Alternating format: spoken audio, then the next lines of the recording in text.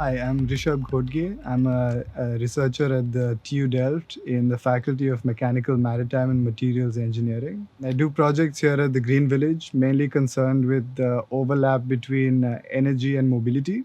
So I'm doing a few projects mainly with electric cars, but also with hydrogen vehicles, including a hydrogen car and a hydrogen scooter.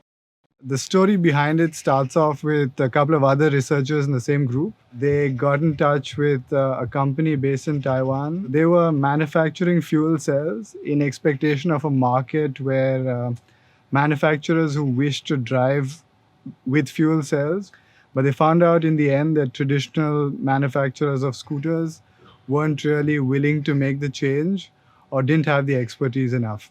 So it was initiated by the researchers here, and they managed to work together with the engineers in the company to bring it here, to test it out, to see what was possible to learn from it and apply it to the future hydrogen economy or energy world in the Netherlands.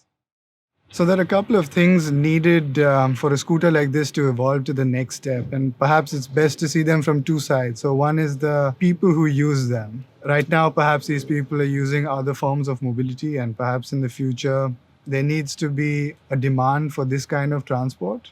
But the other side is, of course, the infrastructure which is needed in the society, or perhaps the place where these will be used to make it possible for people to adopt this kind of thing. For example, easy access to fuel, the ease of purchasing the vehicle, the ease of getting a license for it, and also the ease of, for example, things like maintenance and all.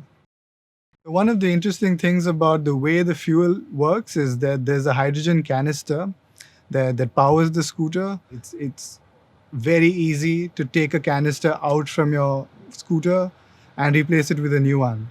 And these canisters could be everywhere. They could be in supermarkets, in newspaper vending machines, in just normal vending machines with a coffee, you can buy a canister. That means that it doesn't really matter that these vehicles can't travel very far, because for the anticipated use, you're never really far from a place where you can just buy your next canister.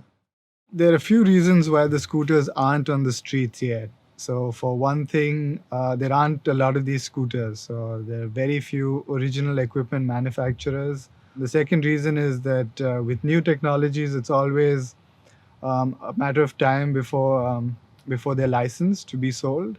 And they've undergone things like safety checks and so on. And the last one, of course, is that people really don't know about them. It takes some time before the first customers, who are usually early adopters, even get to know about new technologies that they would like to try out. Next steps for getting this kind of scooter onto the market, or perhaps into the world of mobility. So one is improving the quality of the scooter itself, because as a prototype, this isn't quite market ready. The second one would do with getting it licensed, making sure that it's safe for people to use and also that governments permit it to be driven on roads.